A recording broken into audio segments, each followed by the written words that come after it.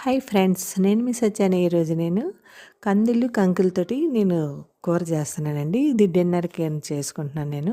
ముందుగా కందులు పండగ ముందు వస్తుంటాయండి కందకాయలు అండ్ బఠానీ కాయలు కూడా వస్తాయి. మనం ఇలా ఒలిచేసుకొని స్టోర్ చేసుకొని ఫ్రీజర్లో పెట్టుకోండి. ఎన్నాళ్ళైనా ఉంటాయి. ఇలాగా మనం ఇలా ఒలిచేసుకొని ఫ్రీజర్లో పెట్టుకోవచ్చు. ఎప్పుడు కావాలంటే అప్పుడు చేసుకోవచ్చు.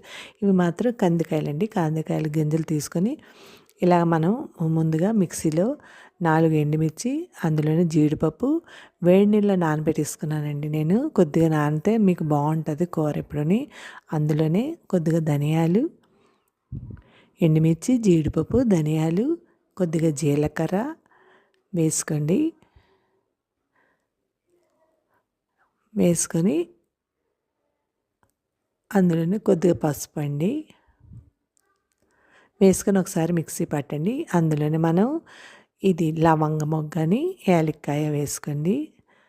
గసగసాలు కొద్దిగా 1 స్పూన్ గసగసాలు కూడా వేసుకోండి. వేసుకొని ఒకసారి మిక్సీ చేయండి. ఎందుకంటే మనం మిక్సీ చేసాక అప్పుడు మనం టమాటా, ఉల్లిపాయ కూడా వేసుకోవాలండి. వాటితో వేసుకుంటే మనకి గసగసాలు నలగవు. ముందుగా అది గ్రైండ్ చేసాక మిరపకాయ గ్రైండ్ చేసాక అప్పుడు టమాటా, ఉల్లిపాయ వేసుకొని ఇలా మిక్సీ చేసుకోండి. అందులోనే కొద్దిగా కారం కూడా వేసుకోండి.